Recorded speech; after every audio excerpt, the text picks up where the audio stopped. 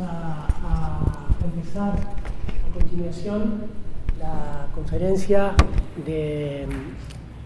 tercera conferencia de la jornada, conferencia de cierre de la jornada de hoy, que está a cargo del profesor Diego Tatián, de Argentina, a quien ahora voy a presentar, pero desde ya, Diego, te damos la bienvenida. Estás en tu casa, te agradecemos mucho que hayas cruzado no solo el charco, ¿no? Porque cruzaste, Diego viene de Córdoba, así que cruzó varios kilómetros antes del charco. Y bueno, Diego va a desarrollar hoy la conferencia que se titula ¿Para qué aún humanidades?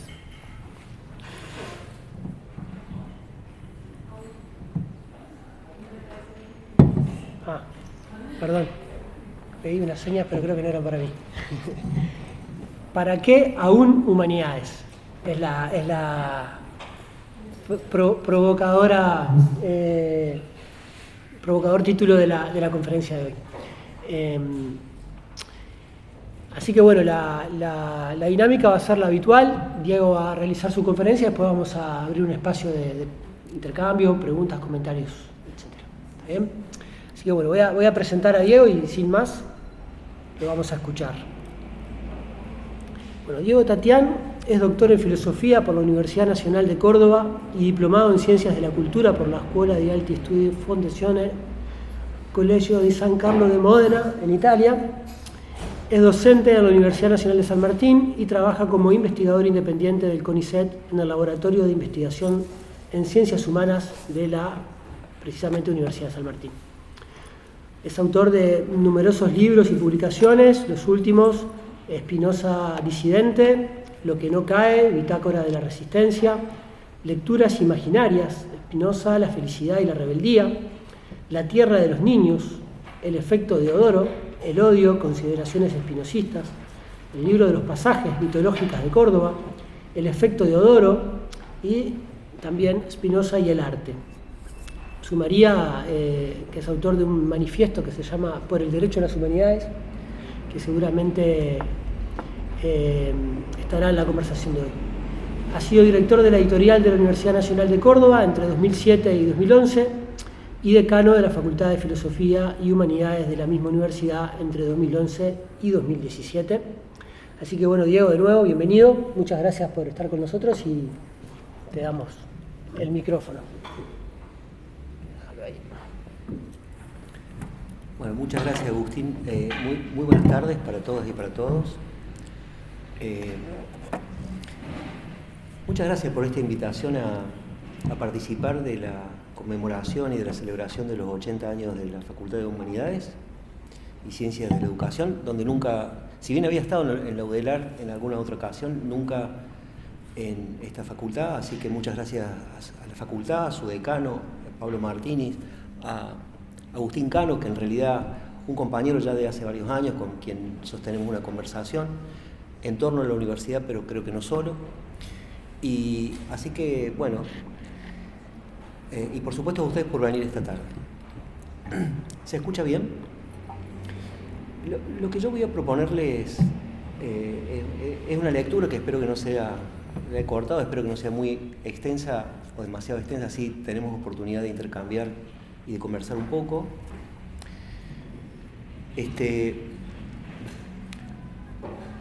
Que nace en realidad de una diríamos, retracción de las humanidades en el campo de la formación de las personas, no solamente en nuestra región, sino que creo que también en el mundo, ¿no?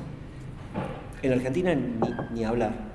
En Argentina ya no solamente las humanidades, sino, como ustedes saben, hay una embestida contra las ciencias sociales en particular, pero también contra la ciencia tout court, que es brutal, que no permite el trabajo rutinario de las personas, más elemental para llevar adelante lo que venían haciendo con normalidad hasta ese momento. Pero me parece a mí que en el caso de las humanidades y de las ciencias sociales, pero las humanidades en particular, es un poco anterior y se refleja no solamente en el desfinanciamiento para la investigación, pero también para la formación, para la docencia, en las universidades, en los institutos de investigación públicos, como el caso nuestro del CONICET, también afecta a las currículas de estudio. En fin, hay una gran discusión. Y me parecía que quienes dedicamos el tiempo de trabajo a las humanidades precisamente, además de una defensa, digamos, laboral, elemental, que llevamos adelante de hecho, me parece que más que restringir esa acción a una reacción corporativa, creo que es interesante aprovechar el momento de la ocasión y,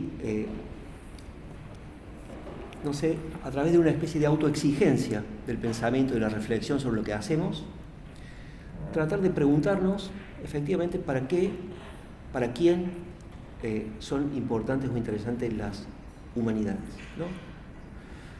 Tomar el argumento, digamos, más extremo, de decir, eso no sirve para nada, es absolutamente inútil, el mundo es otro. Y entonces ante ese argumento, dicho así muy, por supuesto, elementalmente, ponernos a pensar, ¿para qué aún humanidades? Entonces yo voy a hacer una lectura y, en fin, después conversamos.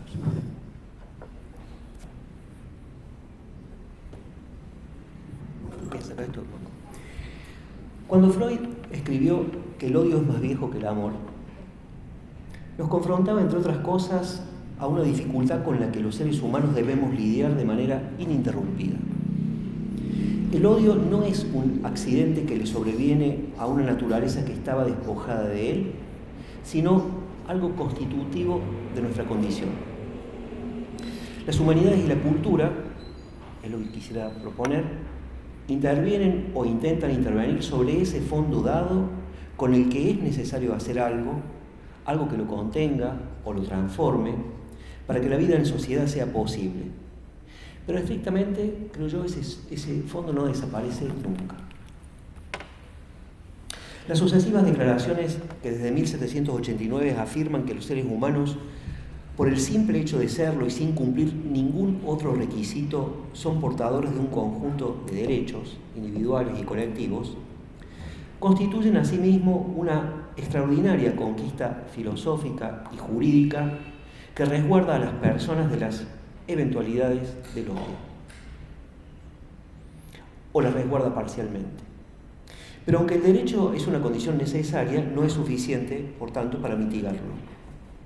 Todo parece frágil frente a él, cuando su explicitación es habilitada por una desinhibición del deseo mimético que lo propaga.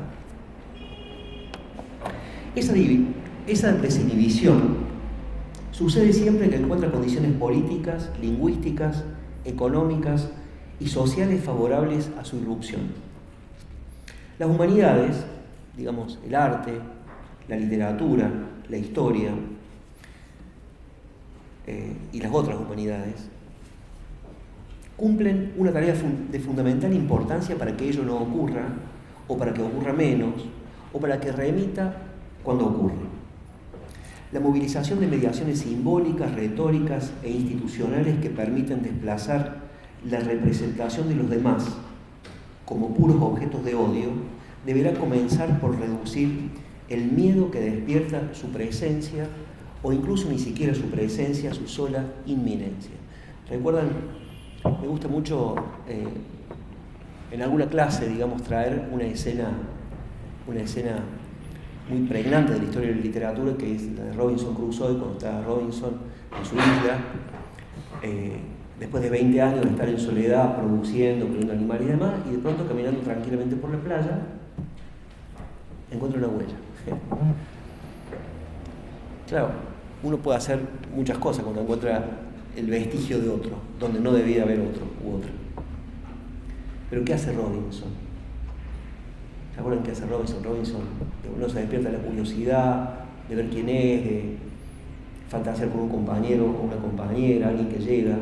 Sino que lo que hace Robinson es volver desesperadamente a su guarida, hacer una empalizada con la madera que tenían, guardar los animales, sacar las armas que habían sobrevivido el naufragio y ponerse a esperar. Por supuesto, esa es una obra escrita en el siglo XVIII, que transcurre en el siglo XVII, y está, digamos, toda la antropología del individualismo posesivo, la antropología que está a la base del capitalismo en obra allí, ¿no? Pero en todo caso, el otro visto como una amenaza y eventualmente como, bajo ciertas circunstancias, como objeto de odio. El odio social escribe Martha Nussbaum, una escritora norteamericana, una filósofa norteamericana, que me gusta mucho, ¿no? El odio social escribe Martha Nussbaum en su propuesta de una justicia poética, así se llama el libro, Justicia Poética, para la que toma las novelas de Dickens como hilo conductor. La cito: suele implicar una negativa, o sea, el odio social suele implicar una negativa a entrar en la vida de otro como un ser humano individual que tiene una historia distinta que contar, alguien que podría ser uno mismo. En ese sentido, la novela cultiva, en su estructura misma, una actitud moral que se opone al odio. Fin de la cita. Ella estudia la novela Río del siglo XIX, en particular Dickens, en un libro, en Justicia Poética, y en otro que se llama Sin fines de lucro, que lo vamos a citar inmediatamente. Se propone aquí una relevancia política del arte literario en el origen de esa rara capacidad humana de aspirar a una ecuanimidad que permita la constitución de una vida en común capaz de sobreponerse a la pura tolerancia indiferente, tanto como a la inmediatez del aborrecimiento. Esta idea de ecuanimidad es una idea, por supuesto, antigua, moderna, del siglo XVIII, pero que rescata mucho Hannah Arendt en el libro sobre Kant, en la preciosa conferencia de anoche de Inés Dussel. Trabajó mucho con Arendt, pero con la condición humana, con otras categorías, ¿no? Pero Arendt también va a estar un poco presente en esto que voy a decir. Y en esta categoría, aunque no lo cito explícitamente, un poco se lo tomo de ecuanimidad.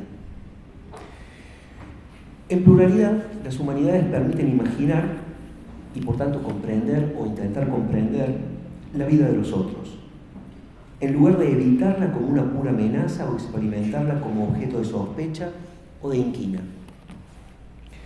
Su contribución social de las humanidades a la democracia no es menor, por cuanto permite una ampliación imaginaria del mundo que reduce la violencia hacia sí mismo y hacia los demás. Reduce esa violencia. En un momento de cuestionamiento hacia las humanidades y el estudio público, y su estudio público, por una inmediatez que las reduce a variables puramente economicistas, renovar la pregunta ¿para qué aún humanidades? No es un gesto autónomo de la cuestión democrática, ni de los derechos humanos, ni de los derechos en general, cuyo desarrollo, en mi opinión, no podrá prescindir de una abierta sensibilidad hacia las vidas ajenas, próximas o lejanas, habituales o desconocidas.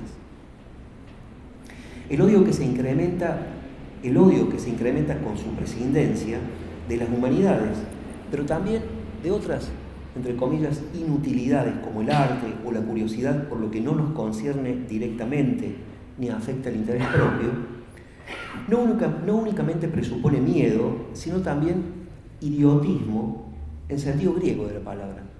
Irios, ¿no? Que significa particular, privado, apartado, clausurado, no involucrado. El idiotes era el antónimo del polites, digamos, era quien no se involucraba en cuestiones políticas, era un idiota en griego, ¿no? El que vivía una vida privada, o solamente una vida privada. Entonces, no solamente presupone miedo, sino también idiotismo en ese sentido, deseo de superioridad, cuando no supremacismo explícito, resentimiento, impotencia, una turbia trama afectiva que solo puede ser evitada o revertida por una trama afectiva más fuerte y de sentido contrario. No, en mi opinión, por una prédica puramente moral o por un pedagogismo admonitorio. Y por una imaginación extensa, capaz de ofrendar ecuanimidad de juicio y una atención hacia formas de vida diferentes de la propia. El odio es también falta de imaginación.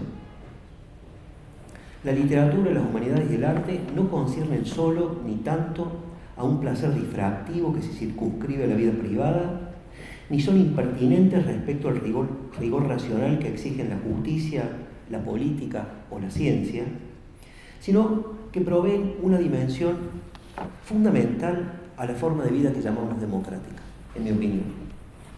Una extraordinaria contribución a la vida pública, a la reflexión moral y a la búsqueda de una sociedad justa y el respeto por los derechos de las personas. En otro libro, donde reflexiona justamente acerca de la contribución de las humanidades a la vida democrática, sin fines de lucro se llama, Martha Nussbaum se interroga por el rechazo, la repugnancia y el asco, hace una pequeña antropología del asco, que estarían a la base de la exclusión de otras personas o de la hostilidad hacia ellas, y afirma que si bien se trata de sentimientos cuyo origen reconoce un fundamento evolutivo innato, no son meramente viscerales. La dirección de esa repugnancia está socialmente condicionada, pues, y cito a Nussbaum, posee un notable componente cognitivo relacionado con las ideas de contaminación e impureza. Según la conclusión de los especialistas en psicología experimental, la repugnancia representa un rechazo a la contaminación que producen los objetos como las heces, las excrescencias del cuerpo y los cadáveres, que evidencian nuestro propio carácter animal y mortal. Nuestro propio carácter animal y mortal. Al distanciarnos de esos productos, en realidad estamos tramitando la angustia que nos genera tener, o en última instancia ser, productos de desecho, es decir, animales y mortales. Fin de la cita. Hay un ensayo que es un poco coincidente con esta manera de trabajo de Nussbaum, de Cornelius Castoriadis, que creo que es muy leído en Uruguay, ¿no? Y tiene mucha gente que lo estudia, o alguna gente que lo estudia. Castoriadis fue un filósofo griego que vivió y escribió en Francia. Y él tiene un ensayo que se llama Las raíces psíquicas y sociales del odio, ¿no? Esto, por ejemplo, que estudia Nussbaum sería lo que Castoriadis llama la raíz psíquica del odio. En tanto que para Castoriadis la raíz social del odio tiene que ver con que todo grupo, toda comunidad traza un perímetro de sentido, digamos, dentro del cual las cosas tienen sentido y fuera del cual las cosas no tienen sentido y significan una amenaza, y por lo tanto el odio es siempre el odio de lo que está fuera del sentido. Él ha sido muy criticado por etnocentrista, ¿no? Castoriadis, pero bueno, me parece muy interesante de pensar con él, con ese texto en particular, para pensarlo. Eso sería la raíz social del odio. Y bueno, la filosofía, lo que nosotros estamos llamando de humanidades, me parece que Castoriadis y la política para él lo que hacen es representar a los demás que están fuera entre comillas, del sentido, ya no como puro objeto de odio, sino como simplemente una persona o un grupo diferente. Quisiera hacer una pausa, a ver si me sale. Voy a leerles un poema, para mí muy crítico. Yo estuve mucho tiempo hasta que creí saber de qué se trata, y solamente lo voy a leer porque tiene que ver con esto, creo, y lo dejamos sin conversar hasta el final. Es un poema muy raro para mí, un poema de Borges que se llama La Prueba, de un libro principio de los 80, La Cifra, que dice así. Piénsenlo a ver si encuentran de qué está hablando Borges en este poema. No es muy largo. Dice: del otro lado de la puerta, un hombre deja caer su corrupción. En vano elevará esta noche una plegaria a su curioso Dios, que es 3, 2, 1, y se dirá que es inmortal. Ahora oye la profecía de su muerte y sabe que es un animal sentado. Eres, hermano, ese hombre. Agradezcamos los vermes y el olvido. Ese es el poema. Un toque un poco misterioso, lo dejo ahí y después vuelvo. Pero vayan pensándolo. Es decir, todo rechazo, según esto de Nussbaum que acabamos de leer, es un rechazo de sí proyectado sobre alguna persona o grupo de personas, donde se desplaza, donde se transfiere la impureza, la contaminación o la peligrosidad. Apartar, encerrar, excluir, evitar el contacto físico o visual con seres humanos de ciertas características y el límite deshumanizarlos y destruirlos sería un mecanismo universal que proporcionaría a quienes lo ejecutan por acción directa o lo consienten por omisión una ilusión de una ilusión de pertenencia, de pureza y de superioridad social, moral o racial. La cárcel tendría a su base este mecanismo psicológico profundo que tiene que ver con la repugnancia y la separación. Allí encuentra también su origen, quizá, una frase que dice mucho en la Argentina, que se pudra en la cárcel, ¿no? Que se pudra en la cárcel. A condición de que aquel a quien se desea la pudrición no sea visto invisibilidad que completa el estatuto de un objeto de asco, ¿no? La inexistencia de una imaginación del otro, su ausencia radical o su estropicio, es lo que en la novela Elizabeth Costello, de John Maxwell Coetzee, premio Nobel sudafricano, ya hace unos 15 años me parece, no recuerdo bien, pone en boca su entrañable... Es lo que en la novela Elizabeth Costello, Coetzee pone en boca de su entrañable personaje, precisamente Elizabeth Costello, en un alucinado discurso sobre la producción de animales solo al solo efecto de asesinarlos para su consumo. El problema filosófico de la imaginación, en esa página, a partir de la pregunta del filósofo Thomas Nagel, ¿cómo ser un murciélago?, está en el centro de la inaudita conferencia sostenida por la escritora australiana Costello ante un auditorio académico en un college americano, según la ficción del escritor nacido en Ciudad del Cabo. Leo ese pasaje. Dice Elizabeth Costello en esa conferencia, en la novela de Coetzee: regreso a los campos de exterminio. El horror específico de los campos, el horror que nos convence de que lo que pasó allí fue un crimen contra la humanidad, no es que los asesinos trataran a sus víctimas como a piojos, a pesar de que compartían con ellas la condición humana. Eso es también abstracto. El horror es que los asesinos se negaran a pensarse a sí mismos en el lugar de sus víctimas, igual que el resto del mundo. La gente dijo: son ellos los que pasan en esos vagones de ganado. La gente no dijo: ¿cómo sería si fuera yo quien va en ese vagón de ganado? La gente no dijo: soy yo el que estoy en ese vagón. La gente dijo: deben ser los muertos a quienes están quemando hoy, que apestan el aire y hacen que me caiga ceniza sobre los repollos. La gente no dijo: ¿cómo sería si me estuvieran quemando a mí? La gente no dijo: me quemo, estoy cayendo en forma de ceniza. Hay gente que tiene capacidad de imaginarse como otra persona y hay gente que no la tiene, concluye este pasaje. Cuando esa carencia es extrema, lo llamamos psicópatas. Y hay gente que tiene esa capacidad, pero decide no ponerla en práctica. Fin del cita.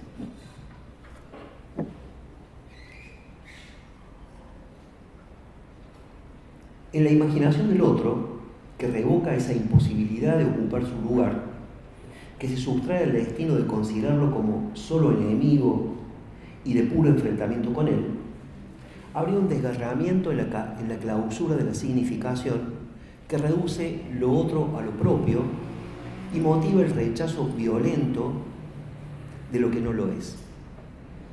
Este ars imaginandi, este arte de imaginar, sería pues la cifra de una potencia cultural capaz de horadar los exclusivismos identitarios que incuben el odio hacia lo que resulta extraño o repugnante, y tal vez se atesore allí, en ese arte, el secreto para estar juntos y juntas de otro modo. Parte 2. Tiene 3 partes. Cuando comienzos de los años 80, el Ministerio de Educación francés dispuso la supresión de la asignatura filosofía en las escuelas medias, el filósofo Jacques Derrida acuñó la expresión derecho a la filosofía. En ese contexto fundó el Collège International de Philosophie, el Colegio Internacional de Filosofía, en octubre de 1983, y 13 meses más tarde dictó el curso Le Droit à la Philosophie en la Escuela Normal Superior. En el mismo sentido, cuando hoy se sanciona la irrelevancia social de las humanidades y se arguye su escaso impacto para el sistema productivo vigente como fundamento de su desfinanciamiento público, propongo operar aquí un pequeño deslizamiento hacia la expresión derecho a las humanidades y revestirlo de un sentido primariamente político para concebirlas como un bien común y como un lugar común, aunque no exento de secretos. Pues, además de una dimensión colectiva y común, el conocimiento presenta una dimensión de secreto, cuya aproximación deberá estar mediada por el ritual educativo.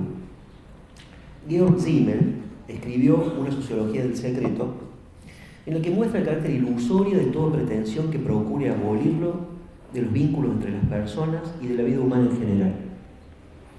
El mandato reaccionario según el cual todo, reaccionario en mi opinión, ¿no?, todo debe ser comprendido por todos y por todos de la misma manera, es, en efecto, represivo de la experimentación, de la invención, de las aventuras incodificables del conocimiento.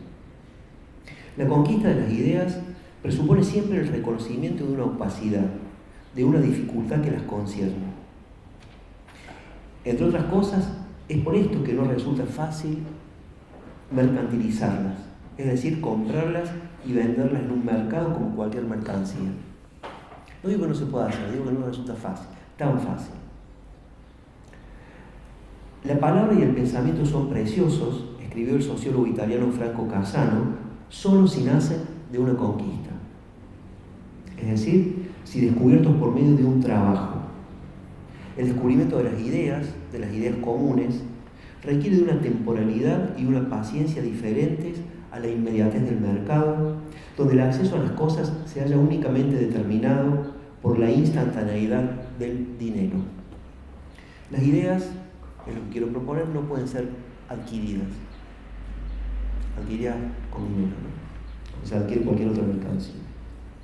¿Acaso este motivo no esté ausente en un odio al pensamiento manifiesto en el llamado capitalismo cognitivo? Esta idea del odio al pensamiento la tomo de Heidegger, en alguna parte desarrolla esto, que bueno, no nos vamos a meter aquí.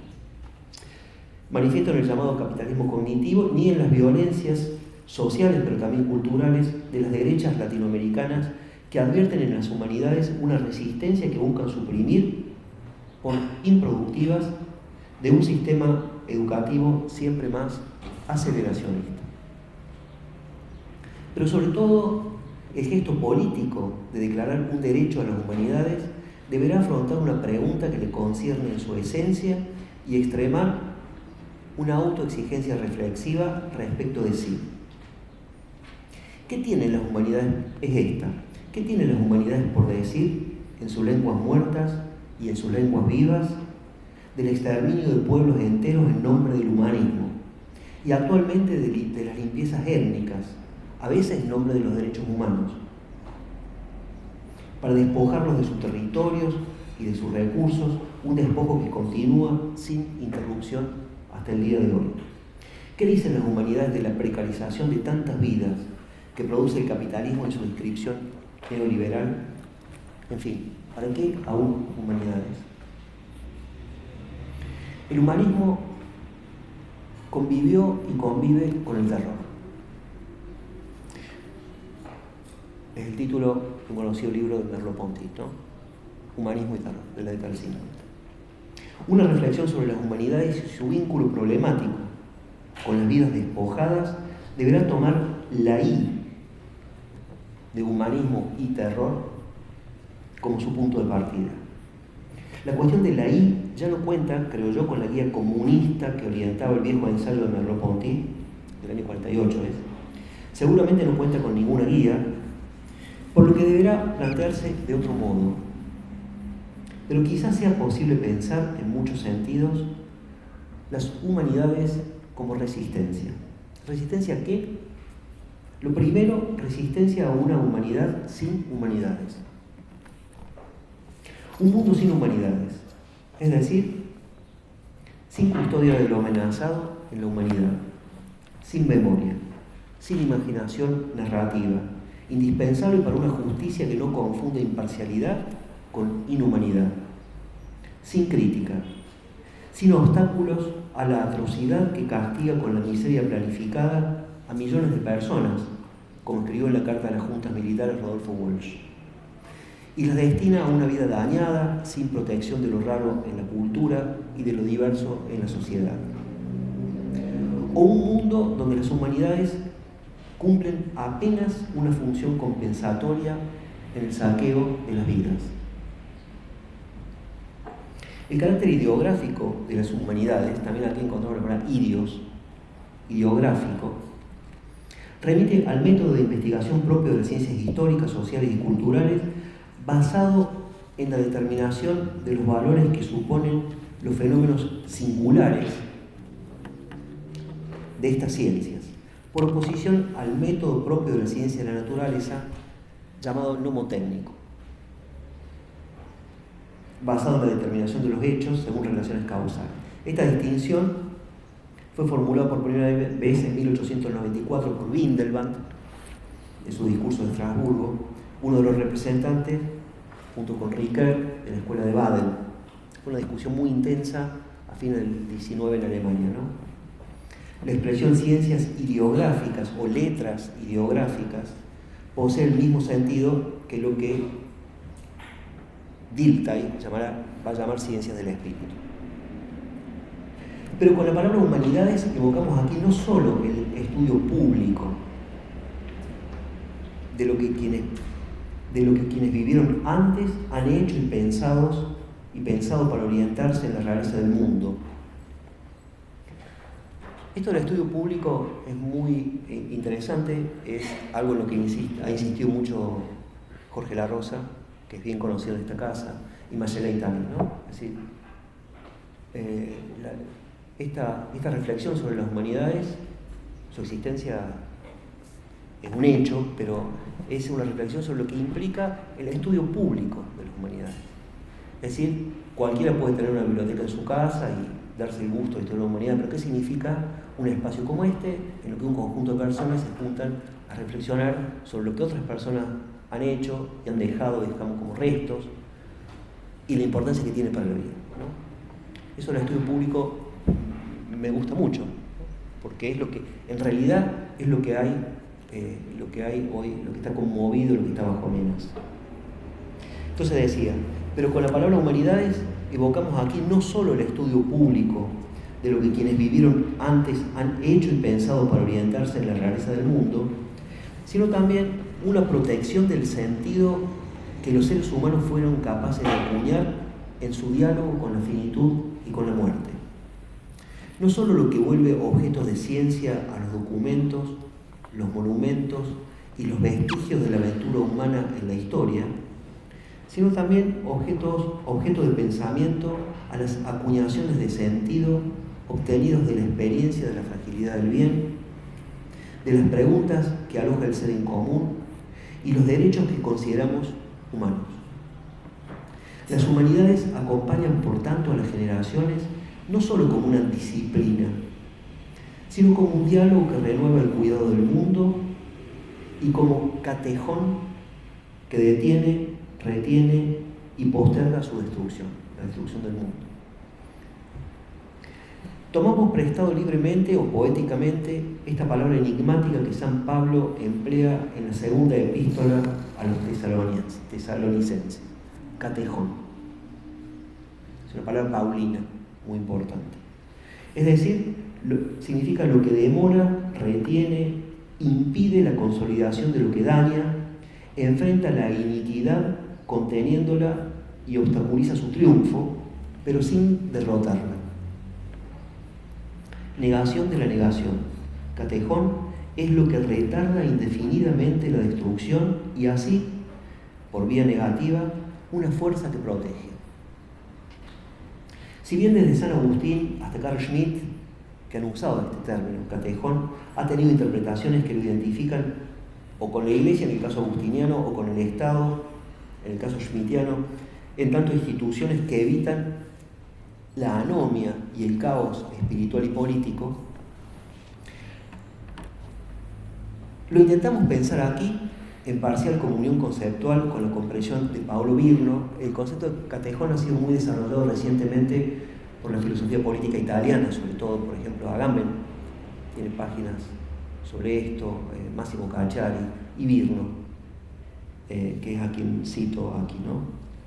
Lo intentamos pensar aquí, en comunión conceptual con la comprensión de Paolo Virno, como una potencia dispersa y sin centro que sucede de manera ubicua y puede ser perseguida o reprimida, pero, al igual que tampoco el mal al que se opone, no derrotada.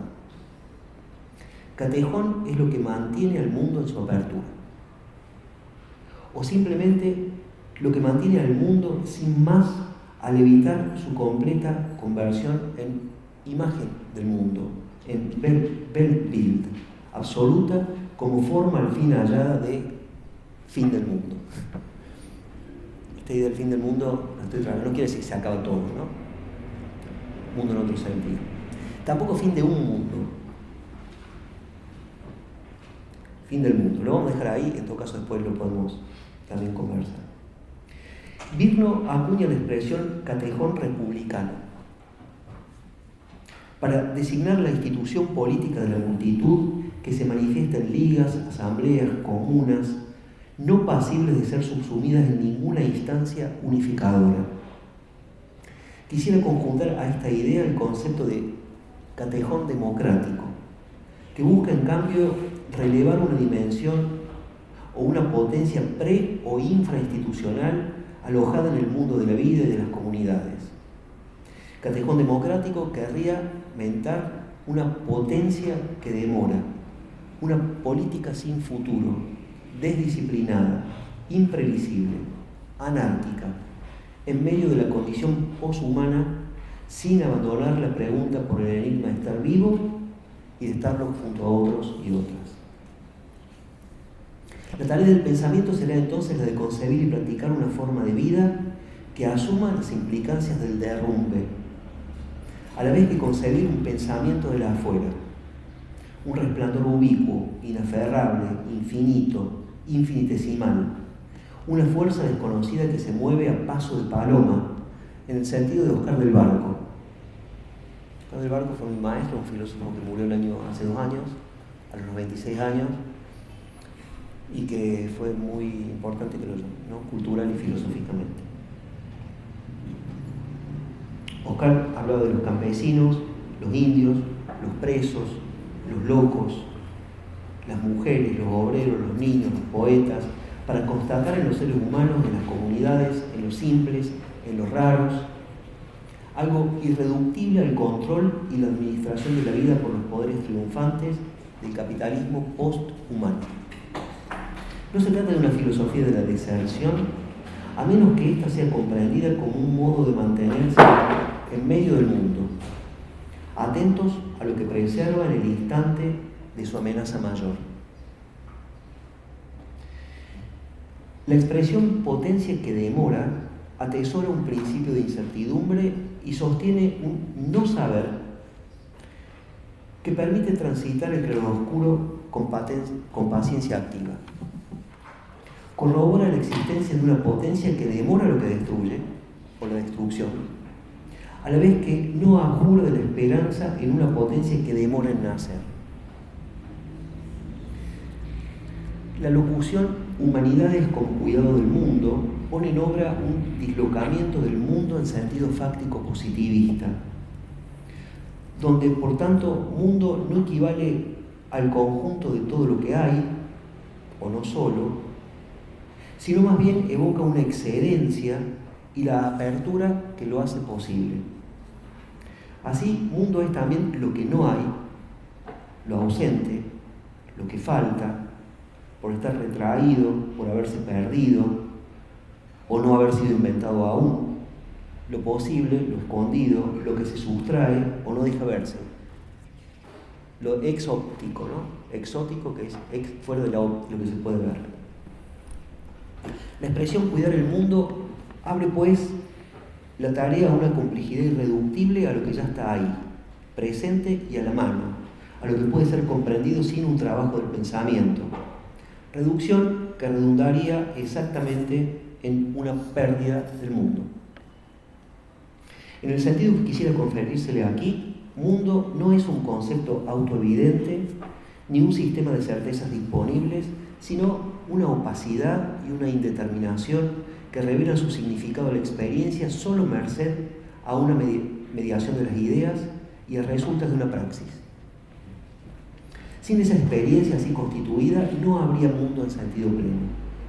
La política, el conocimiento y la transmisión del conocimiento, el arte, el pensamiento, las humanidades son formas de cuidado del mundo si atentos no solo a los cuerpos y las cosas de los que tenemos experiencia sensible, sino también a lo que no está ahí, a lo que no hay, a lo que hubo alguna vez y se perdió o a lo porvenir.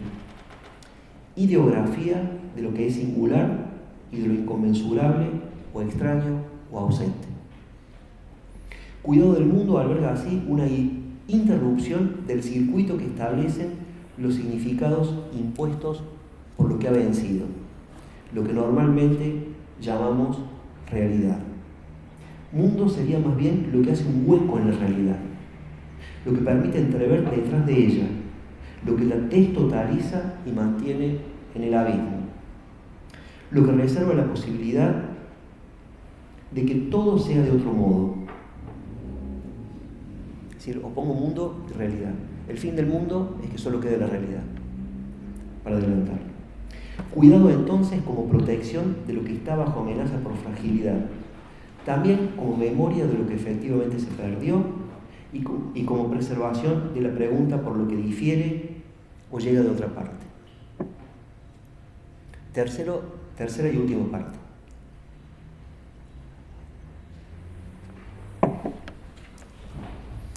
Hay en las vidas humanas, en mi opinión, algo que no es instituyente ni destituyente, algo que es impropio.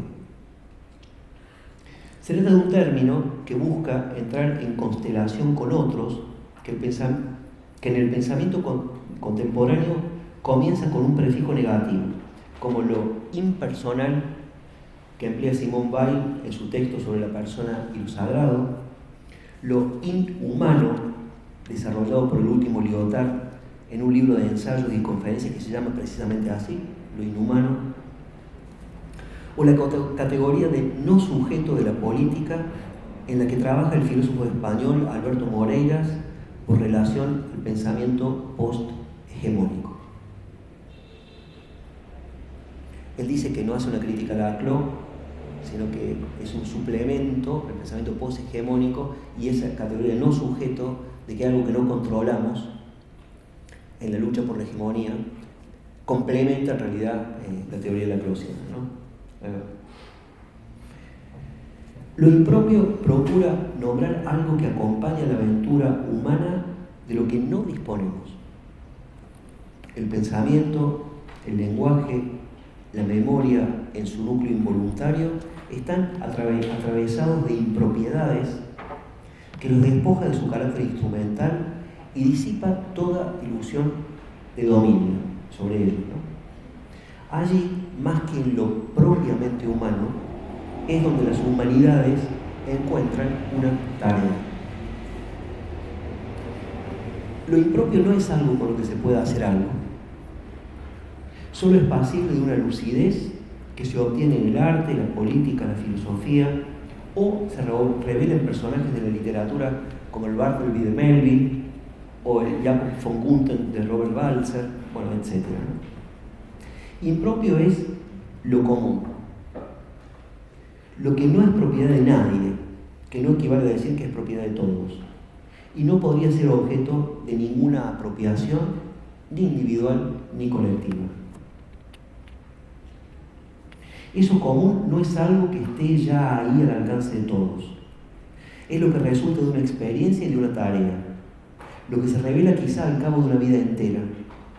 siempre un descubrimiento o un hallazgo de lo que no se compone con lo que ha sido naturalizado, es decir, con la realidad. Entiendo aquí lo común, lo que es común, no como una transparencia, sino como una opacidad cuya revelación requiere la mediación de un trabajo. Ese fondo inapropiable, impropio, es lo que hace posible la comunidad como construcción de la diferencia y como deseo de otros. Comunidad paradójica, que no se define tanto por lo que es propio de un colectivo humano, que conformaría así una homogeneidad, una anterioridad sustancial, una identidad, sino precisamente por una indeterminación y un no saber. La política se abre hacia declaraciones de derechos, de igualdades y de libertades nuevas, precisamente gracias a esa indeterminación que aloja la humanidad y que las humanidades indagan.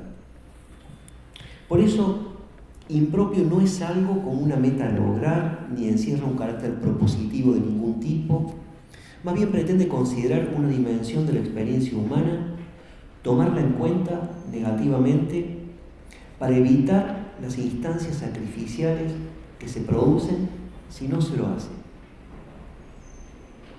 En sus últimos textos, Lyotard invocaba una resistencia y una atención a la deuda que toda alma contrajo con la indeterminación de la que nació, es decir, con el otro inhumano, no en sentido religioso, sino anterior al lenguaje y a toda interpretación y dominio de sí. Pensaba que en la filosofía también el intelecto común averroísta sería un ejemplo de esto, o lo transindividual espinosista, serían inhumanos, ¿no? En el sentido de impersonales, de impropios, de inapropiables, etc.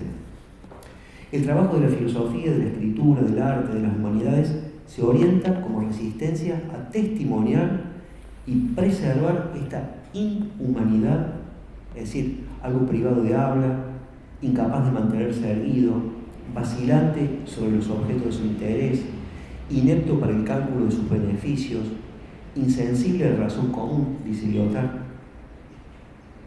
Preservar esa inhumanidad y plantear un conflicto de las inhumanidades, o lo que Oscar del Barco llama alternativas de lo posthumano.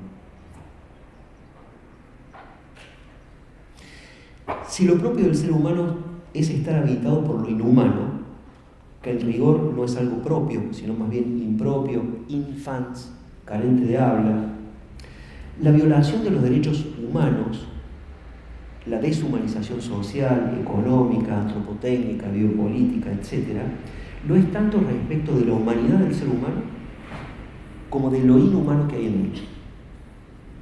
Tendría sentido entonces hablar de derechos inhumanos, derechos de lo inhumano, estrictamente derechos del otro, lo otro absoluto, inapropiable, constitutivo, impropio, desconocidos o destruidos por las derivas revolucionarias reales, tanto como en las sociedades de la administración total, que abren aquí un interrogante y una dimensión singular en las luchas por la defensa de los derechos humanos, cuya urgencia es creciente en proporción al carácter creciente del estado de excepción que establece las condiciones para su violación irrestricta.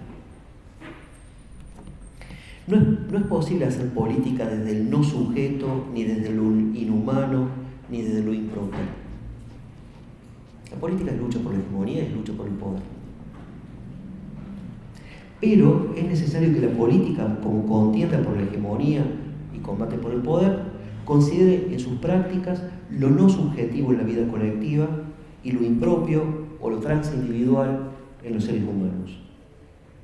Más compleja que un simple procedimiento de gobierno legítimo, democracia sería la forma de estar juntos que alberga la decisión común de mantener abierta la pregunta que interroga por lo que los cuerpos y las inteligencias pueden ser y hacer, y de establecer una institucionalidad hospitalaria con la fuerza de actuar, pensar y producir significado con la que cuentan los seres humanos. o que son los seres humanos. Una institucionalidad al mismo tiempo que no se desentienda de lo impropio, del límite del sujeto que establece su heteronomía relativa y abre paso a su tragicidad. En este sentido, democracia sería una forma de sociedad que activa declaraciones de igualdad y un régimen político que concreta esas declaraciones en instituciones sensibles a la novedad humana.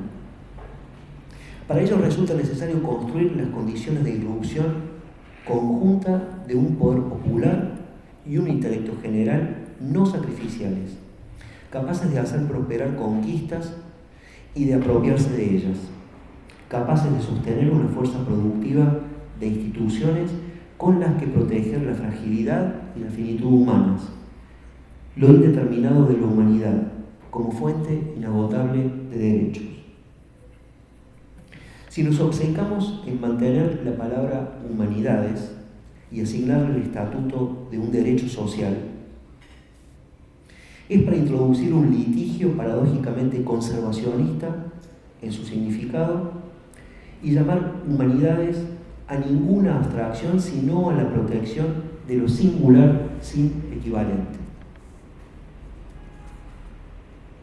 Concebir de ese modo a las humanidades, recuperarlas de su funcionalidad con el terror y de ser un simple culto a varones blancos muertos, procura, una vez leí en Wikipedia, me parece, abrí, puse humanidades, decía culto a varones blancos muertos. Procura activar las preguntas que aloja la investigación sobre el sentido de estar juntos y juntas para inspirar con ellas nuevas resistencias frente a la violencia extractiva de los cuerpos y a la reducción de la experiencia. En tanto avatares del pensamiento crítico, las humanidades atesoran una renovada vitalidad democrática por cuanto permiten trascender las identidades narcisistas, desarrollar la imaginación de otras maneras de existir, sostener una curiosidad por las vidas ajenas y extender una deferencia ético-política no exenta de conflictos hacia lo que antes simplemente desconocíamos o teníamos por ese desconocimiento.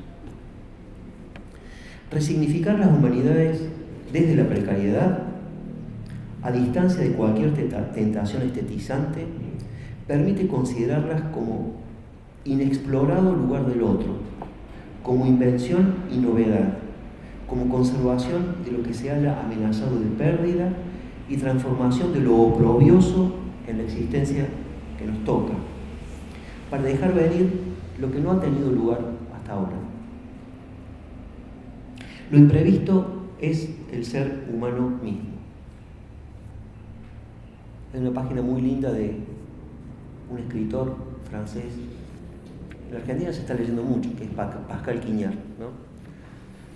Que cita a Ovidio a las Metamorfosis y justamente ahí ve una fuente de esta imprevisibilidad de un ser humano en curso de transformación permanente, ¿no? Lo imprevisto es el ser humano mismo y los saberes por él concebidos, el registro de las huellas dejadas por las generaciones, la apertura de todo lo que se pretende clausurado y definitivo en la vida que vivimos y en la muerte que vamos a morir.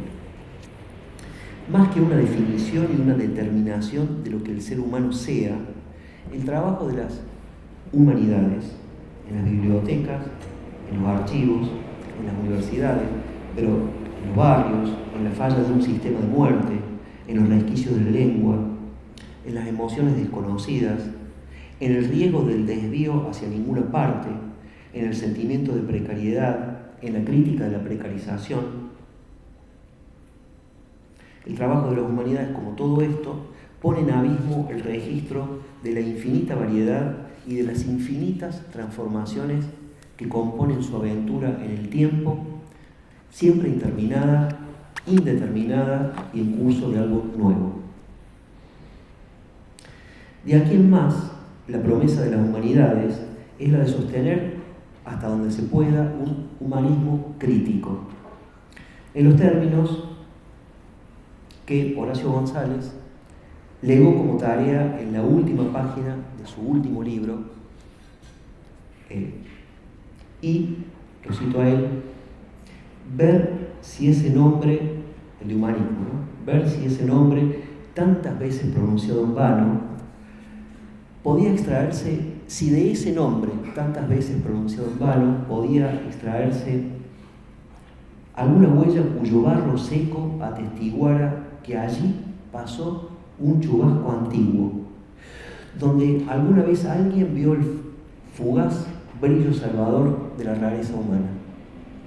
Una colección seleccionada de esas rarezas, nombres y escrituras de un ramillete de sensibilidades políticas recobradas, son los componentes de este libro que, con esta postrera frase, llega a su fin, ¿no? Hasta ahí la cita extraordinaria, en la opinión de Horacio, ¿no? Tal vez así, en su conexión con los derechos humanos y nunca por encima o más allá de ellos, en su universalidad concreta, en el cuidado de lo que no sabemos aún o de lo que se perdió sin que lo recordemos, tenga sentido establecer la expresión derecho a las humanidades. Bueno, muchas gracias.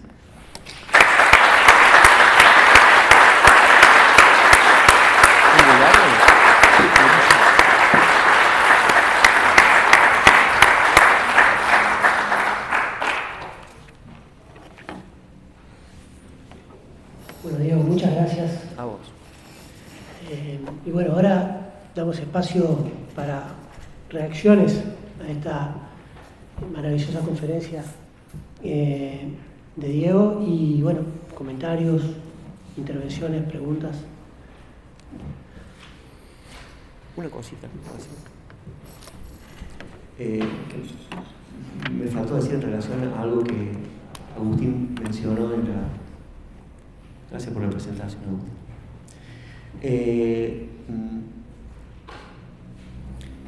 Hace unos años, después se disipó, pero podríamos retomarlo. En realidad, esto que acabo de decir sale de unas 3 paginitas que borroneé y después borroneamos con unos amigos. Se llama Manifiesto por un Derecho a las Humanidades. Tomando, por supuesto, el gesto de Derrida que habíamos. Esta idea de un derecho a las humanidades es rara, ¿no? Pero me parece fundamental. ¿Cómo migrar? ¿Cómo hacer para migrar a las humanidades de un privilegio? Por ejemplo, de quienes trabajamos en ella y podemos vivir de ella, a resguardo, digamos, del fragor del mundo, por decir así. Sin privilegio de unos pocos, en el que la mayoría de las personas no están involucradas y que no ven, lógicamente, no ven el sentido de la importancia o la importancia de eso, a la idea de un privilegio. ¿Cuál es la diferencia entre un privilegio y un derecho? Un privilegio es, siempre se afirma, se establece contra alguien. Es sin otros, a pesar de otros, contra otros, ¿no? Un derecho, en cambio, por naturaleza es universal o tiende a la universalidad. Entonces la idea de un derecho a la humanidad es un derecho con el que cuentan todas las personas, hagan lo que hagan en su trabajo, en su vida, con su tiempo, ¿no? Y generar condiciones para que este derecho a la humanidad sea sensible, se sensibilice, se extienda, se expanda. Me parece que ese es un trabajo político que por supuesto tenemos quienes dedicamos nuestro tiempo al trabajo con las humanidades, pero generar condiciones para que las personas, en cuanto seres humanos que tienen preguntas y que tienen intereses, inquietudes, que pueden estar momentáneamente alienados o sustraídos a esas preguntas por estar lidiando con cosas más inmediatas como la supervivencia, pero cómo pensar, abonar la idea de un derecho para todas las personas que llevan el nombre de humanidad, ¿no? Bueno, ese es el trabajo que habíamos comenzado a hacer, pero que finalmente se interrumpió, creo que por la pandemia en algún momento, pero que bueno, no llevaría más que a balbuceos, pero que permiten quizás dar algunos pasos hacia la conversación con personas que hacen otras cosas. Eso. Ahora, Diego. sí, con la intervención.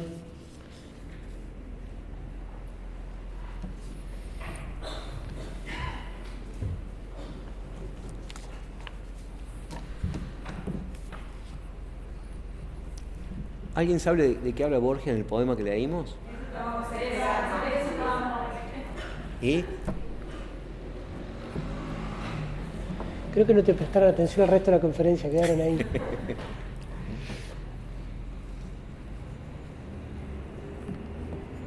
Es un poema muy anti-borgiano,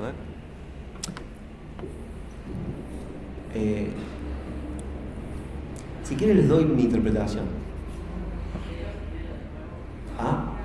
Lo leas de nuevo. No. Dice así. Se llama La prueba. Es importante el título. Del otro lado de la puerta un hombre deja caer su corrupción. En vano elevará esta noche a su curioso Dios, que es 3, 2, 1, una plegaria, y se dirá que es inmortal. Ahora oye la profecía de su muerte y sabe que es un animal, no parece, simplemente un animal sentado. Eres, hermano, ese hombre. Agradezcamos los vermes, es decir, los gusanos y el olvido, ¿no?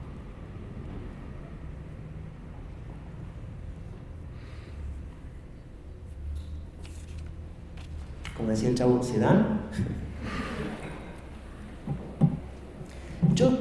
Mi interpretación, pues digo, qué raro, ¿qué está hablando este hombre? ¿No? Y llegué a esta conclusión, que es un poema antiborgiano, irónico, pero no tan irónico, un poema teológico, un poema de una teología materialista muy, muy fina. Y se los digo, y después lo trato de vincular con Nussbaum, vamos a ver si me sale. Se los digo rápidamente, ¿cómo se diría? Es alguien que está haciendo caca en un baño. A ver, vamos de nuevo. La prueba. Del otro lado de la puerta, un hombre deja caer su corrupción. En vano, o sea, primer contrapunto, en vano elevará esta noche a su curioso Dios, que es 3, 2, 1, una plegaria, y se dirá que es inmortal. En vano. ¿Por qué en vano? Muy por él. Ahora, es decir, del otro lado de la puerta, oye la profecía de su muerte. Y sabe que es un animal sentado. Eres, hermano, ese hombre. Agradezcamos los vermes y el olvido.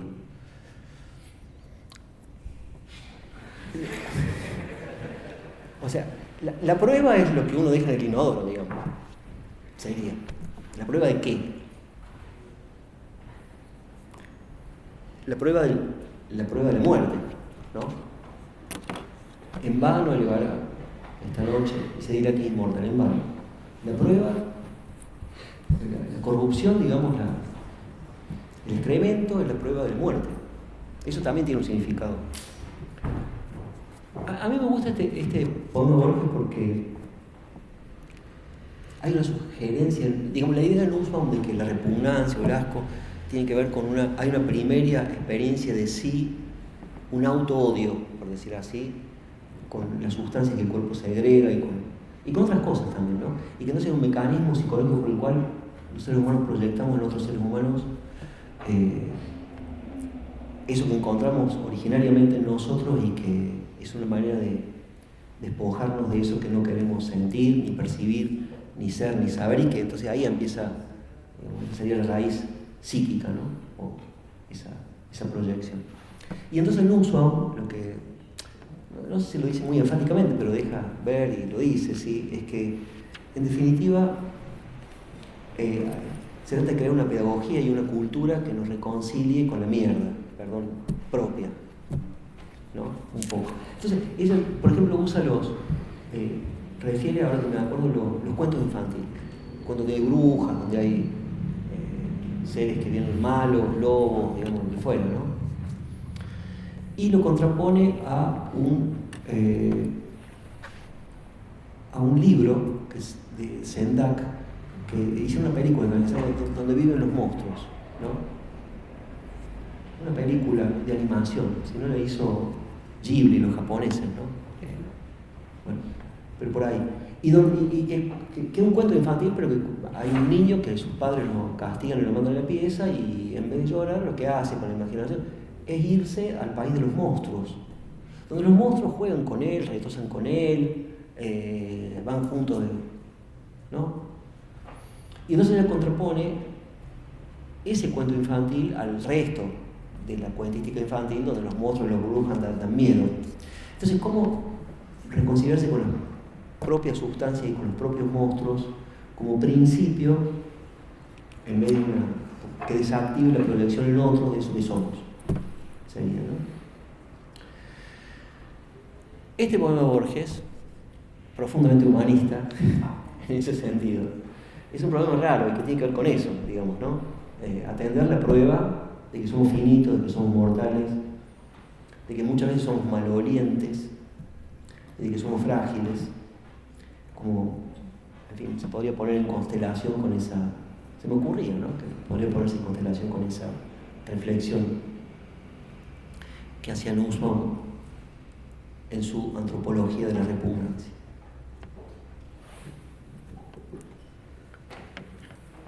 No sé si los convencí, ¿eh? Capaz que no tenga nada que ver, esto es medio un invento mío, pero bueno. Ya sabemos por qué demoraba en el baño Borges. Sí. No había celulares. ¿Hay alguien que quiera decir algo, intervenir? No, yo te tiro una. Dale. Y a ver si rompo el hielo. ¿Hasta qué punto la autodefensa de las humanidades en sus propios términos, ¿no? O en los términos de Nussbaum, en los términos de sin fines de lucro, no quedan en el vacío, no caen en el saco roto, en el sentido de que operan sobre una disociación entre humanidades, producción cultural y procesos económicos, materiales que ya preexisten, ¿no? Y que de alguna forma ahora estas ofensivas violentas de la internacional reaccionaria, del trampismo, de Milley, opera sobre esa realidad ya preexistente, ¿no? Lo que pasa con las universidades norteamericanas en este momento y tantos otros ejemplos, ¿no? Y muchas veces a la hora de, lo traigo a los temas de los debates sobre la educación, a la hora de responder a estas reformas, a la agenda neoliberal de la educación y su destitución de las humanidades o su refuncionalización también desde discursos utilitarios, economicistas, etcétera, reproduce esa disociación, ¿no? Ahí yo creo que la pista con que cerraste de Horacio González, ¿no? en su propuesta del humanismo plebeyo, del humanismo encarnado en sujetos concretos, ¿no? Encarnado en una búsqueda que vuelva a recuperar un pensamiento de las humanidades encarnado en los procesos materiales de vida, superando esa disociación, creo que puede marcar un camino que nos mueva de esta impotencia, ¿no? Bueno, no sé, no me salió como pregunta, pero... Pero yo no te voy a poder responder, pero en todo el caso... Sos un amigo. No, puedo decir algo, sí, en tu caso, no responder nada.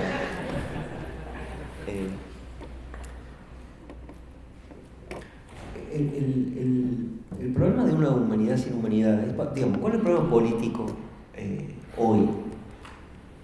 Vamos a decirlo en términos de mi presidente. ¿Qué diría mi presidente? Mira, hermano, si vos querés estudiar filosofía o cosas raras como historia del arte, no sé, hacelo pero con la tuya, ¿no? A tu casa, fíjate, haz algo, vende mercancía de calidad para argentinos de bien, que son los que compran y venden en un mercado, y si no te lo compran, no sé, dedicate a otra cosa, hacerlo con otro. Que te has librado a tu propia. Lo que no puede ser es que con la nuestra financiemos lo que antes llamábamos estudio público de la humanidad. Eso es lo que hay, ¿no? Y entonces, ¿cómo defender el estudio público de las humanidades sin que eso sea reducido a una impotencia para emplear o a un conservadurismo frente a una lógica de las cosas que arrasa que no deja prácticamente nada en pie, ¿no? Me parece que ahí hay que pensar mucho, hay que exigirse mucho, y quiero retomar esto que vos decías recién, y que es el proyecto de lo que estaba en mente de Horacio González, de hace mucho, además, de que prácticamente que yo lo conocí, de que siempre estaba viendo la interlocución de eso que llamamos humanidades, de la literatura, la historia de la literatura, el arte, la historia del arte, con las técnicas y con las ciencias y con lo que los seres humanos hacen, ¿no? Entrar en esa contaminación o en esa, vamos a decir una palabra más positiva, polinización, es fundamental. Y en una universidad, ni les cuento, donde cada vez están todos más, ya no digamos que haya conversación entre personas que se dedican a conocimientos diferentes y mucho menos a técnicas, digamos, sino dentro de las propias facultades y dentro de las carreras, nadie sabe lo que está haciendo, pensando, escribiendo, que tiene al lado. Eso es muy, bueno, forma parte también de una exigencia laboral donde todo el mundo está viendo cómo se posiciona mejor el que tiene al lado lo más rápidamente posible en un productivismo que nos permite prestar atención. Esta es otra palabra de Jorge Larrosa y de Inés que me parece muy importante, ¿no? Si en la universidad no prestamos atención, ¿dónde? Podríamos decir. Si solo atentos a lo que hacemos, a lo que tenemos que presentar, al informe que tenemos que llenar, y no hay... Entonces, eso me parece que es fundamental, dar una disputa respecto al conocimiento, al sentido del conocimiento. Es raro que haya... Por ejemplo, yo siempre me pregunto, ¿cómo puede ser que un juego de lenguaje tan particular como la filosofía, yo me formé en filosofía, digamos, trabajo de eso, ¿no?, haya persistido tantos siglos, tantos milenios, ¿no? Más de 2 milenios. Porque se puede vivir perfectamente sin filosofía. O sea, la gente vive sin filosofía.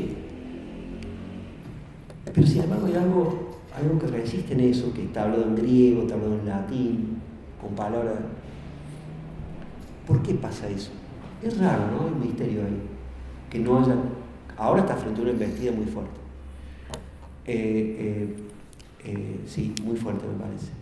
Es más, pero a su vez hay una declaración de la Red Iberoamericana de Filosofía reciente, me parece de este año, muy interesante, está por ahí, sí, te la mando, muy interesante, pero recuerda que la UNESCO ha declarado la filosofía como patrimonio de la humanidad, como un bien común, como un patrimonio de la humanidad a proteger, digamos.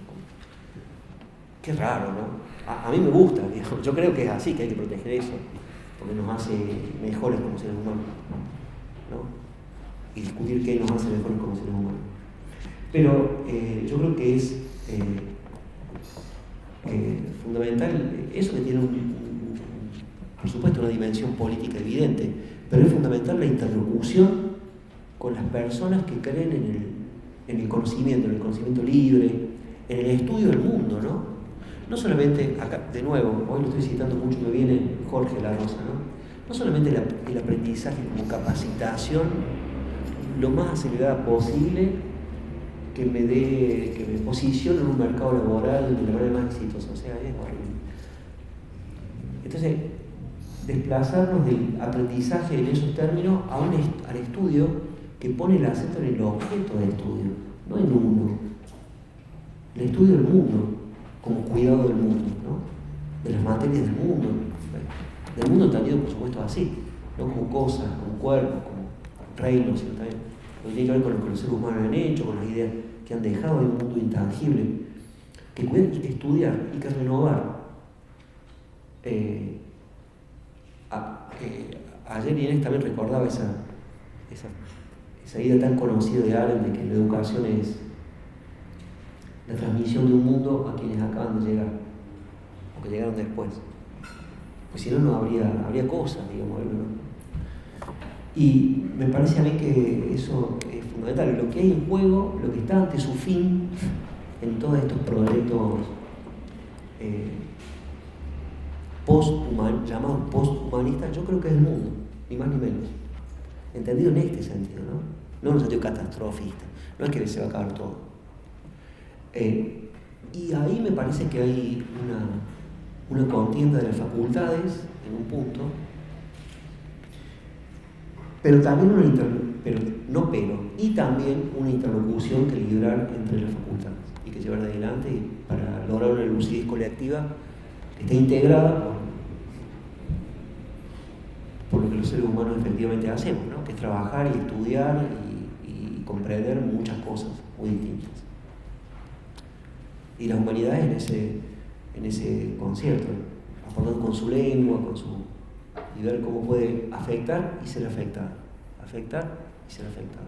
¿no? No como una clausura impotente y corporativista que diga a mí no, sino justamente abrirse a un trabajo con los demás.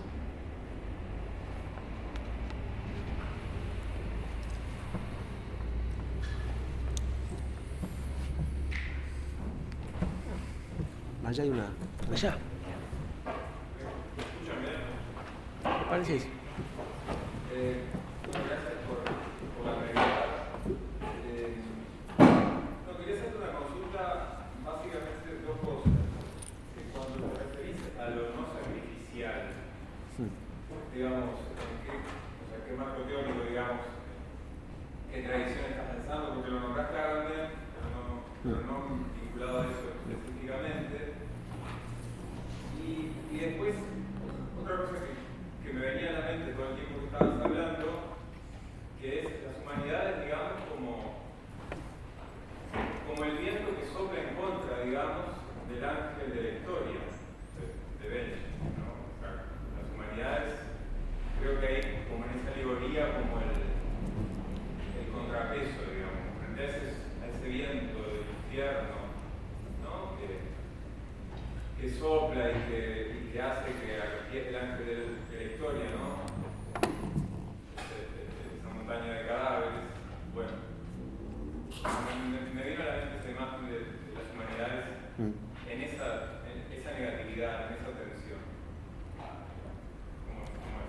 Gracias. Muchas gracias a vos. Me parecen dos preguntas muy interesantes. Bueno. Yo creo que la cuestión del sacrificio es fundamental y me interesa cada vez más.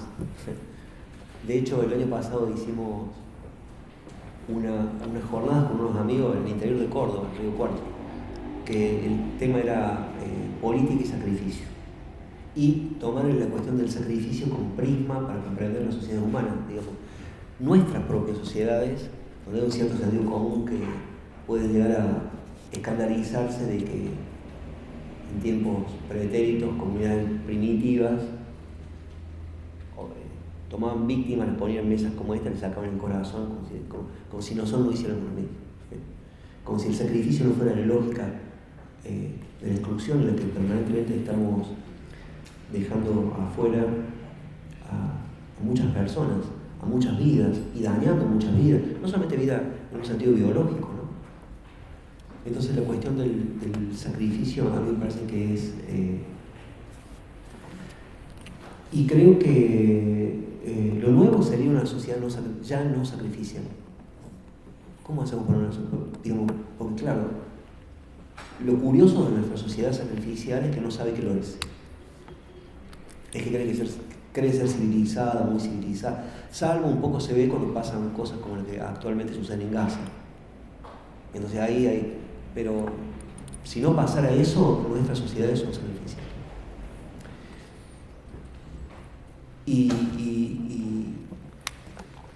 Y también las sociedades que resultaron de una corriente muy importante de transformación del mundo como los socialismos reales, ¿no? Los llamados socialismos reales, donde había una lógica del sacrificio también de personas, de ideas, muy a mi modo de ver. Es decir, Yo creo que ahí tenemos que pensar, y para pensar en una sociedad no sacrificial, creo yo que las humanidades tienen que dar cuenta de aquello que hay en los seres humanos y que forman parte de los seres humanos, que los seres humanos no controlan, de lo que no pueden, lo que decía Lyotard, digamos, ¿no? Eso inhumano, eso impropio, eso impersonal, no sé. No somos, bueno, o sea, está el psicoanálisis, no hace falta que vayamos demasiado lejos, ¿no? Bueno, pero eso en la vida de las personas, y el arte también, que lidia con todo ese fondo de la vida humana, que no es fácil poner en palabras, que no es fácil, digamos, que nos hace hacer cosas que no querríamos haber hecho. Los seres humanos no es que no pensamos lo que queremos, ni deseamos lo que queremos, ni decimos lo que queremos, ¿no? Estamos en un mar, estamos en una trama que nos excede. Esto me parece que es una obviedad. Y creo que las humanidades lo que hacen es tratar de mediar, poner un poco de lucidez a esa trama y de traerla a la conversación, por lo menos, ¿no? Si no hubiera eso, seríamos víctimas de eso que nos excede en mucha mayor medida, en mi opinión. Y seríamos sociedades mucho más violentas de las que ya somos.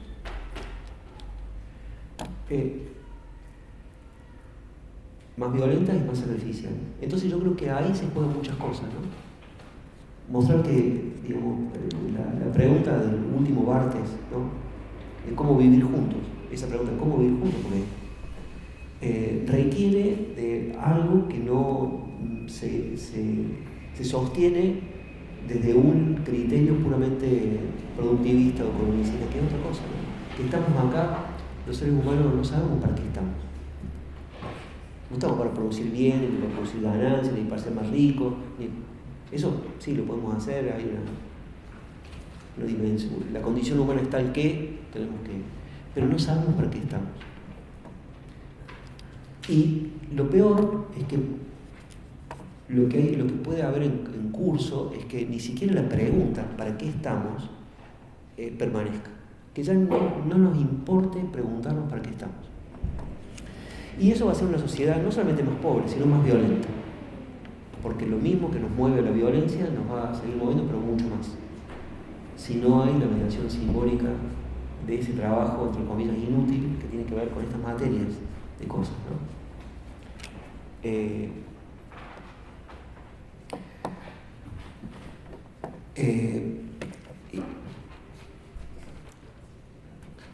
Hace poquito escribí un texto que se llama El ángel de la barricada. Debe estar por ahí en internet, pero porque encontré el cuadro del ángel de la historia en las tesis de filosofía de la historia de Benjamin. Él es un cuadrito de Paul Klee que él lo compra. Benjamin lo encuentra por ahí, un chamarilero, la imagen que conocen, y lo compra y se lo lleva con él, después se lo da, creo que a Gershom Scholem. Y entonces, bueno, hace ese invento de esa página tan citada, tan conocida, tan famosa. La historia debe ser como ese ángel que es un viento que viene del futuro y que le impide plegar las alas, y que lo que ve en la historia es la acumulación de la ruina, el sufrimiento, el dolor, etc. Y yo creo que hay algo de pietas en las humanidades, ¿no? De impedir que eso que los seres humanos los restos, los vestigios que han naufragado en el tiempo, pero que han llegado como objetos que han perdido su mundo, ¿no? Esas son las ideas. Uno lee a Aristóteles, por ejemplo. ¿Qué sabemos lo que está diciendo en una lengua que ya alguien hace 1500 años? Pero llega y de pronto irriga maneras de pensar, ¿no? Hay algo que se pierde, pero algo que llegó. Y creo que las humanidades tienen que ver con una teoría del resto. A mí me gusta esa palabra, también la estoy pensando, porque no solamente con los restos de algo que se ha perdido, con lo que resta de la destrucción del naufragio, sino con lo que resta. Esa encrucijada de lo que resta como el pasado y lo que resta como el futuro.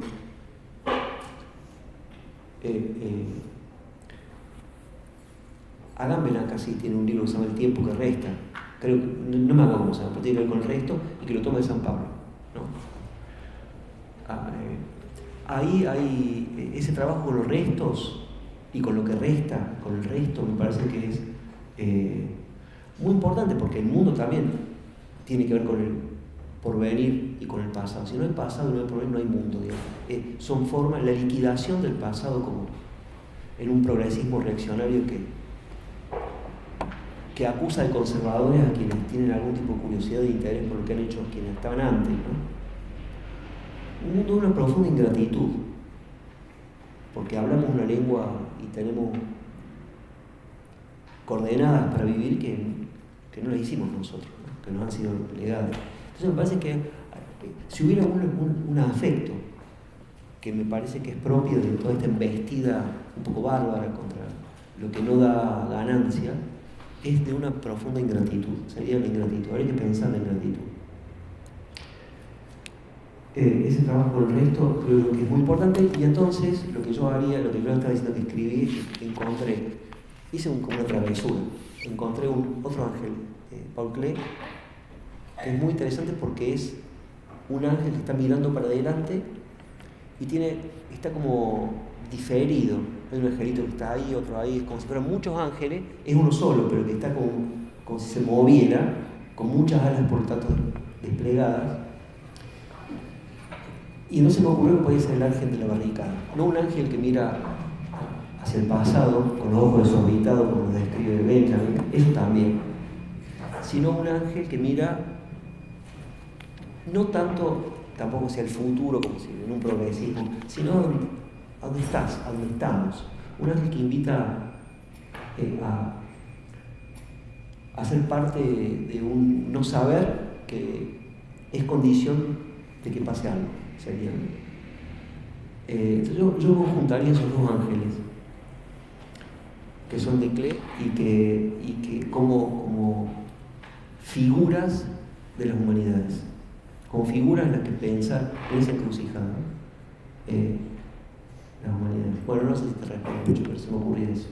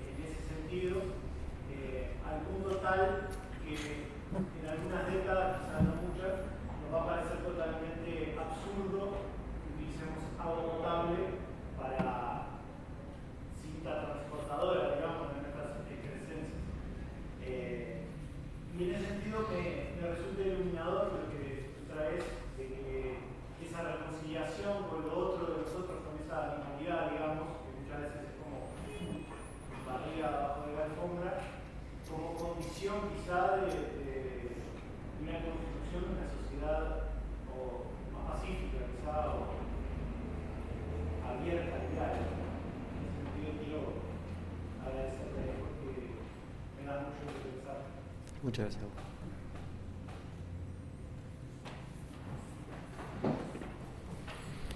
Ahí hay una pregunta. ¿Hay alguien más? Sí. Hola, no sé si me escuchas. Puede sonar un poco simple la pregunta, pero me interesa. ¿De qué? ¿Querés usar? ¿Querés usarlo?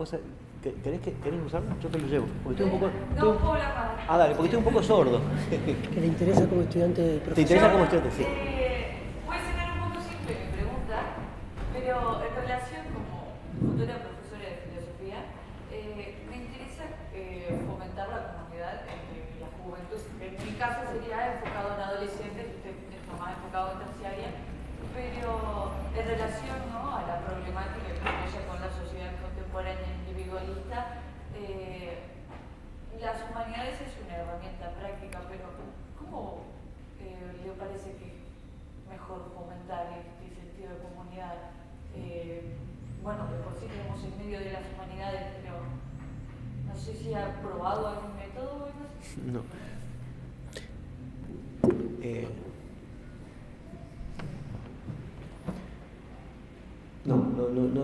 No te podría responder a eso. Hay instituciones educativas, las humanidades están en los planes de estudio, la educación sigue siendo una cosa muy fundamental, ¿no? Porque si no, las personas, ¿cómo toman? Había una época, en un gobierno, me parece en el gobierno de Néstor, que hubo algo muy interesante que hicieron. Hay pequeñas cosas que se pueden hacer, que hacían casas, planes sociales de vivienda económica, para gente que no tenía vivienda, y entregaban la vivienda, toda la vivienda, con una pequeña biblioteca. Una pequeña biblioteca, supónganse ustedes con 30 libros. Eso, costo cero para una política pública de vivienda. Sí, entonces yo imaginaba, ¿no? Iba gente, muchas escenas. Supónganse que es posible que la mayoría hayan hecho los primeros 5 asados de un solo libro. Es posible, ¿no? Pero que eran libros no sé, de primeros auxilios hasta horticultura y probablemente de la Odisea, cosas muy, muy diferentes.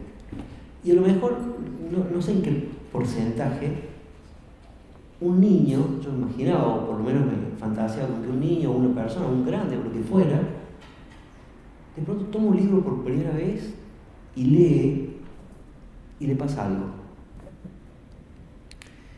Entonces, yo digo, lo que nosotros podemos hacer es poner a disposición. Hay algo que es, digamos, la educación como pastoral y la filosofía como pastoral, inocular las humanidades de las personas no tiene ningún sentido, ¿no? Porque hay personas que pueden no. Pero me parece a mí que, pues yo diría así, el conocimiento en general y la humanidad no para todos, sino para cualquiera. Esta es una diferencia de Rancière en relación al arte, en realidad, ¿no? No sabemos. Y el cualquiera es muy, pero no sabemos quién, ¿no? Por supuesto, el derecho es para todos, pero no todo el mundo le interesa ejercer ese derecho, pero tiene que tenerlo. Nosotros tenemos que tenerla, digamos, como personas que trabajamos en la universidad y mucho más los funcionarios políticos tienen que poner a disposición de todas las personas los derechos que conquistan, pero también el derecho al conocimiento, el derecho a la educación, el derecho a las humanidades, que es una parte específica de un derecho mayor como es el derecho a formarse y demás. Bueno, y bueno, formas que individual y con políticas públicas, ¿no?, que acerquen a las personas a cosas a lo mejor que pueden modificar y transformar su vida, porque no habían tenido posibilidad de acercarse a ella, y sean jóvenes o viejas o de cualquier condición social o de clase social, ¿no? Uno piensa, por ejemplo, el conocimiento y la humanidad como pensar la humanidad como una fuerza política. ¿Qué es una fuerza política? Como en un sentido amplio, digamos, no es que va a haber un partido de las humanidades, ¿no?, sino como algo que produce un efecto en la sociedad. Eso es la humanidad como una fuerza política, que produce un efecto en las vidas concretas de las personas. Para eso, claro, hay que crear condiciones. La educación pública es sin duda la más importante, creo yo. Y después de otras cosas, se me ocurrió eso que acabo de decir, pero no fuera una pavada, pero no sé. Y tratar de expandir esa fuerza, eso concebido como una fuerza capaz de producir efectos en la vida, ¿no? Es lo único que se me ocurre, pero en efecto el mundo va hacia otra parte, pero precisamente va hacia otra parte, ¿no? Es eso, ¿no? El reto de nadar contra corriente. Sí. Muchas gracias por tu pregunta. A ti me interesaba saber su perspectiva.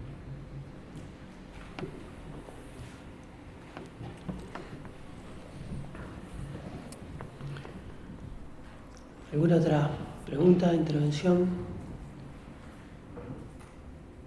Diego, ¿querés decir algo más para cerrar?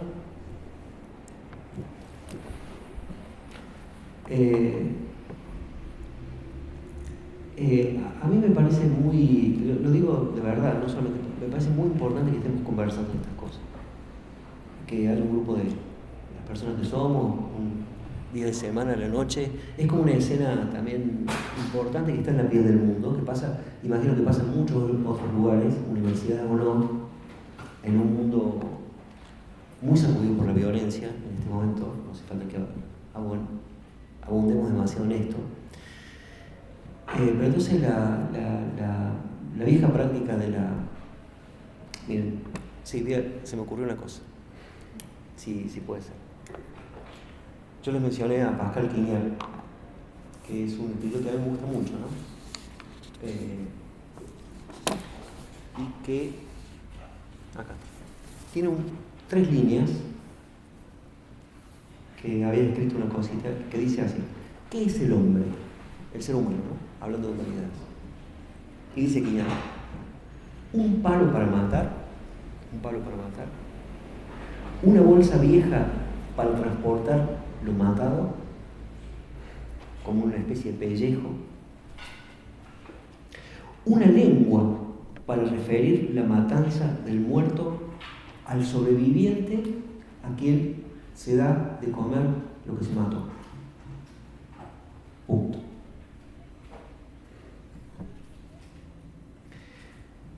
La escena es conocida, digamos. Durante millones de años los seres humanos vivían de lo que cazaban. Sociedades cazadoras primero, recolectoras aparecen después. Salían a matar, un palo, una bolsa, traer el muerto a la tribu. Y eso lo comparten con muchas especies de animales, ¿no? Pero lo curioso acá es una lengua para narrar esa matanza. Entonces uno imagina que a la noche, con un fuego, mientras comían lo que se había matado, uno de esos cazadores o alguien relataba la peripecia del día. Ese relato, que también es el hombre, no solo el palo para matar, ese relato es probablemente el origen de lo que hoy nosotros llamamos humanidades. El relato. El hombre es también el palo para matar. Pero la conversación en común sobre los hechos del mundo, sobre todas las cosas, sobre lo que sucedió, es el origen de una especie de república de las letras, ¿no? Escritas y orales, como estamos haciendo nosotros ahora, que es el ser humano, que puede dejar de ser eso también y se llamará de otra forma, o será otra cosa. Y entonces, pero yo me imagino que entonces lo que sucede en las universidades y fuera de las universidades, en las personas que conversan en muchas partes del mundo, es muy importante cómo, yo empleo una palabra un poco medio brutalmente, porque la palabra catejón, ¿no? La palabra paulina.